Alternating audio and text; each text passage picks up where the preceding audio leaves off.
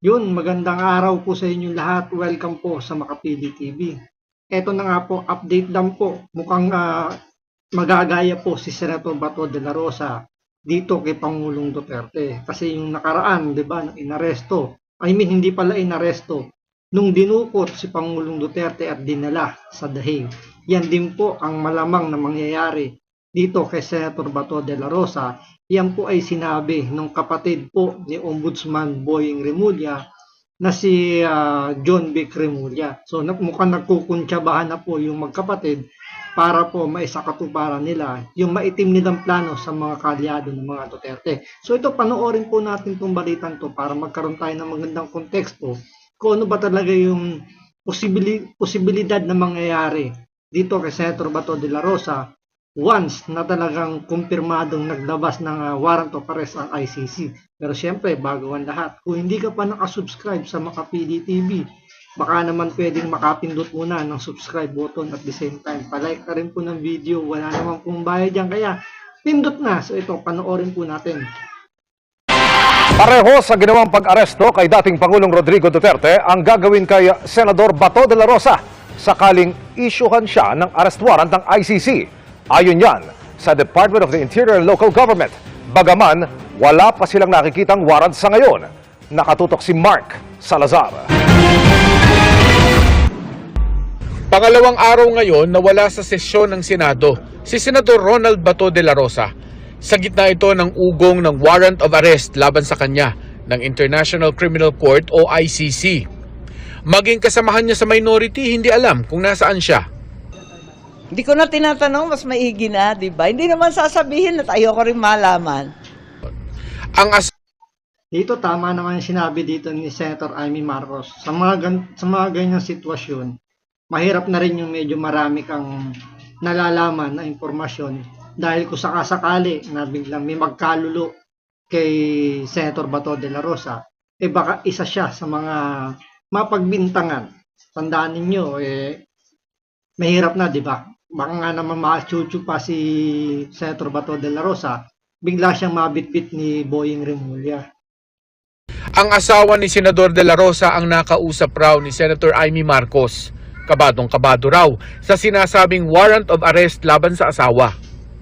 Wala ako narinig kay Senator Bato, si Nancy de la Rosa na lang nagte-text eh. Sanay na sanay yan eh, talagang asawa ng pulis. Pero ganun pa man, takot na takot. At kabang-kaba, nananawagan, natulungan sana sila na kahit papano may due process, may hustisya, may soberanya ng Pilipinas. Hanggang ngayon, kahit si DILG Secretary John Vic Remulla, hindi pa rin nakikita ang warrant of arrest na ibinunyag ng kanyang kapatid, si Ombudsman Crispin Remulla. Pinakita na ba sa inyo ni Ombudsman Remulla yung kopya? Hindi po, sa telepono lang kami nag-uusap. Ang sinabi niya sa akin, nakuha niya ang electronic company from a third source. Third source? So, galing sa third source. Pero yung ICC, dinideny nila na naglabas na sila ng warrant of arrest. Kasi kahit doon sa website ng ICC, walang nakalagay o walang doon na kahit pending arrest warrant, walang broadcast or walang naka-public. So, yung sinasabi kaya rito ni John Vic Remulla at yung magkapatid, mukhang nagkukunyaba na itong magkapatid na ito hindi kaya galing ito kay Trillanes. Kasi alam naman natin si Trillanes, mainit na mainit yan sa mga sa mga Duterte allies, especially dito kay Bongo at kay Bato de la Rosa. Nagkataon lang talagang mas mapupuruhan si Bato de la Rosa kasi siya yung dating PNP chief, so nasa executive talaga yung kanyang departamento. So talagang madali siyang ma-connect. So ang mas maingay talagang magsabi dyan na mayroong warrant of arrest kahit dati pa si Trillanes. So possible kaya nanggaling kay Trillanes yung sabihin natin itong hindi pa unverified na warrant of arrest. Pero ang tanong, paano nakakuha si Trillanes ng warrant of arrest kung sakasakaling talaga sa kanya galing yun? Saan siya nakakuha ng warrant of arrest na yun? Kung yung ICC wala pang inilalabas. So ibig sabihin ba, yung ICC nakikipagkuntsabahan na rin dito kay Trillanes, at si Trillanes nakikipagkunsyabahan na rin sa mga makakaliwa, sa mga sympathizer ng NPA. So kung iisipin mo, medyo malabong mangyari dapat kasi si Trillanes dating miyembro ng Armed Forces of the Philippines na isa dapat sa mga lumalaban sa mga NPA sympathizer. Pero kung ganito ang nangyayari, kung kay Trillanes mismo nanggaling yung warrant of arrest, so ibig sabihin ba yung dating miyembro ng AFP ay nakikipagkunsyabahan na sa mga sympathizer ng NPA?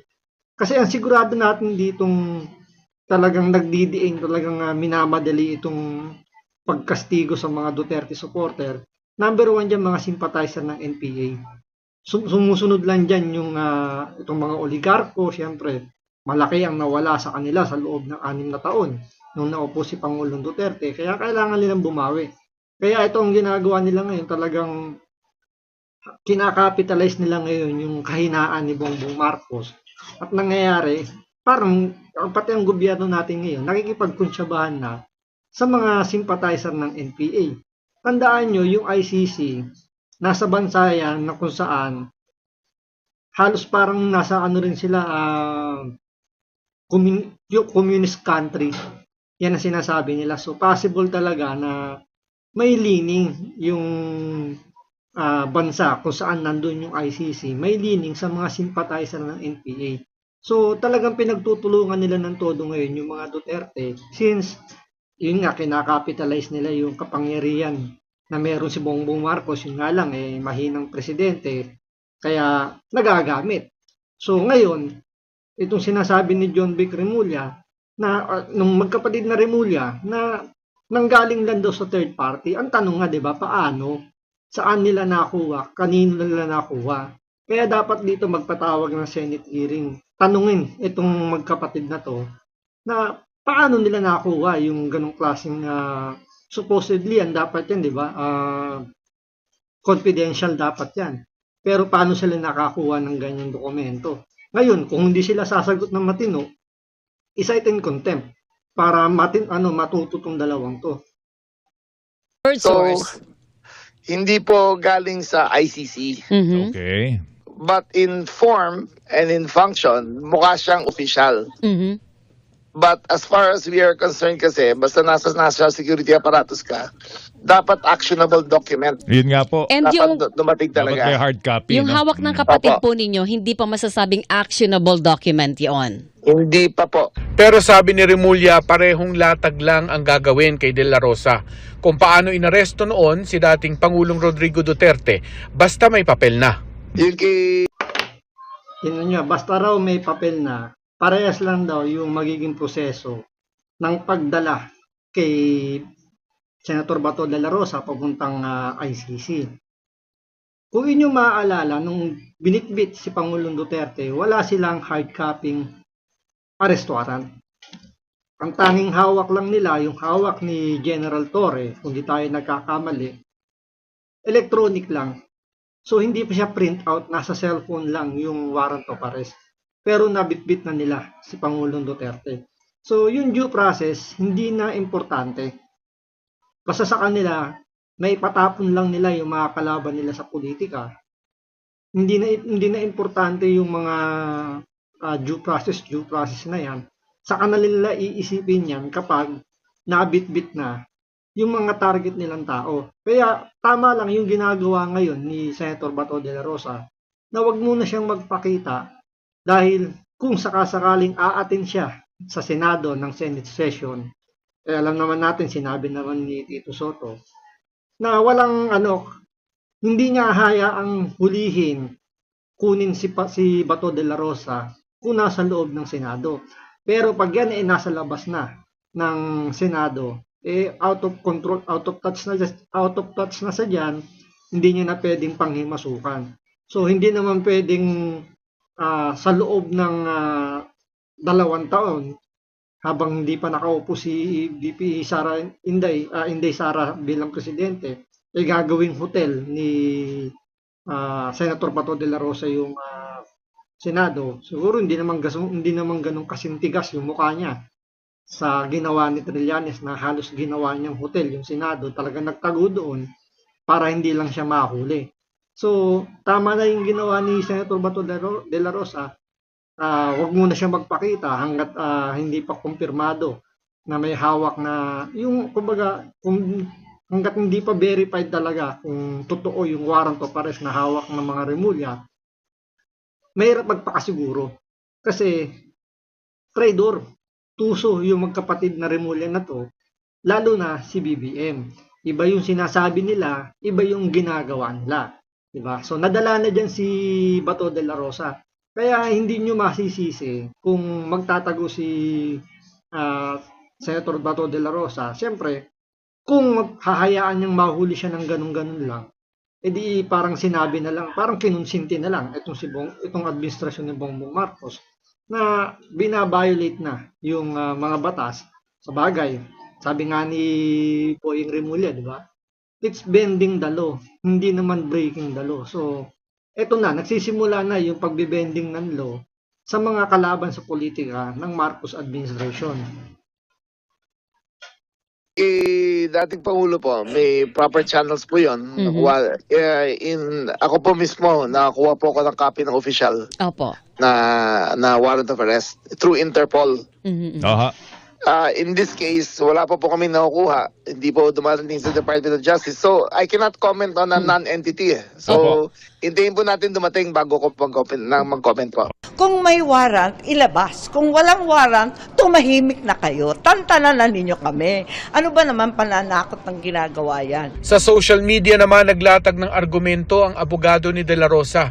Sabi ni Attorney Israelito Torion, kung RA 9851 o yung batas na nagtatali sa atin sa international humanitarian law ang gagamitin para isuko sa ICC si De La Rosa, bitin ang batas dahil wala pa raw itong implementing rules and regulation. Maliban kay De La Rosa, Yun yung nakakatakot ngayon. Dahil nga wala pang implementing rules and regulation, may kanya-kanyang interpretasyon pagdating dun sa batas. At yan ang ginagamit ngayon nila Boying Remulla. Kung inyong matatandaan uli, isa sa mga requirements bago mabitbit sa ibang bansa o sa ICC, dapat si Pangulong Duterte, dumaan dapat yon sa isang competent judicial authority. Ano ba yung ibig sabihin ng judicial authority, yung competent judicial authority?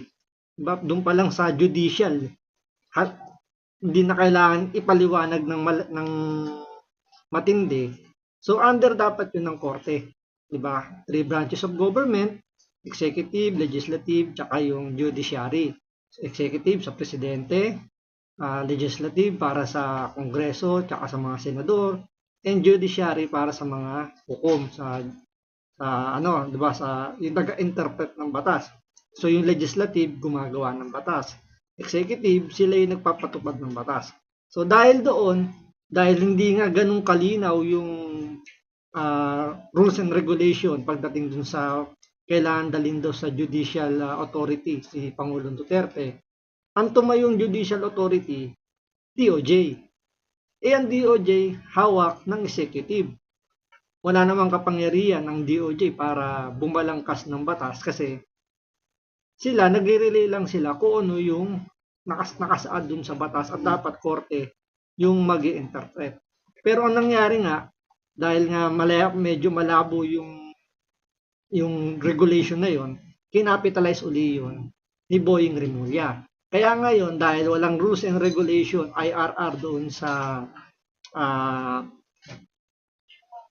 procedure ng extradition, yun ang gagamitin ngayon. So, pwedeng mabitbit itong si Bato de la Rosa papuntang dahig nang hindi dumadaan sa due process. Rosa, isa pang inaabangan sa Senado ang pagpapatuloy ng Blue Ribbon Committee investigation sa Biyernes. Base raw sa impormasyong nakuha ni Senadora Marcos, may mga testigo raw na aatras sa kanilang testimonya. Ang mangyayari ngayon, magre-recant ang mga testigo. Panoorin ninyo, sigurado ako dyan. Isa-isa yan na biglang babaliktad dahil pressure, tinakot ang pamilya at halos tinutukan ang asawa at anak. Nang tanungin kung sino ito, yun, malaking posibilidad talaga na may magre-recant doon sa mga possible magiging state witness o mga nagwi-witness ngayon. Kasi nga, sa bagal ng ginawa ng Senate Blue Ribbon Committee, hinayaan nila yung ICI yung mag-imbestiga dyan sa flood control scam na yan. So marami nang nangyayaring mekos-mekos kasi hindi naman natin nakikita kung paano iniimbestigahan ng ICI yung mga witness, yung mga tinuturong may kasalanan doon sa flood control. So blanco tayo. So wag na tayong mabigla kung sakasakaling sabi nga ni Senator Amy Marcos, may mag-recant. Kaso pag nag-recant yung mga sabihin natin mga major player doon dito sa scam na to, wala na mangyayari sa issue ng flood control. At ang mangyayari nito, lahat ng mga Duterte supporter and allies, yan ang gigipitin ng administrasyon ni Bongbong Marcos. Alam na ninyo kung sino yung pinakamatindi ang testimonya. Ano na, tara na. tinakot ay kay Gutesa, kay Orly Gutesa. O basta, yun na yun. Abangan na lang ang susunod na kabanata. Si Orly Gutesa ang nagpakilalang dating Marines na nagsabing nagdala raw mismo ng pera na tinawag niyang basura kina dating Congressman Zaldico at dating House Speaker Martin Romualdez. Para sa GMA Integrated News. So yun, hanggang mag-aantay lang talaga tayo hanggang November 14. Kasi yun yung na-set na schedule ng hearing ng Senate Blue Ribbon Committee na may balita na pupunta nga daw doon si Orly Gutesa, si ex-Marine na Orly Gutesa. Sana man lang, hindi siya mag-recant. Panindigan niya yung sinabi niya. Kasi once na nag-recant siya, tapos na po yung laban. So wala nang lalabas na, kumbaga, hindi na talaga maituturo ng matindi itong si Martin Romualdez papunta kay Bongbong Marcos. Kasi hanggat hindi umuuwi, hindi nagsasalita si Zaldico, hindi maituturo yung dalawa. Hindi naman pwedeng si Zaldico lang ang kumikilos na nagnanakaw sa gobyerno kung hindi yun pinapahintulutan ng Speaker of the House na si Martin Romualdez. At kung hindi yun alam ni Bongbong Marcos, malaki ang problema natin. Kaya ganito ang nangyayari sa gobyerno natin. So hanggang dito lang po muna. Maraming salamat po sa panonood. Ingat po kayo lagi. God bless.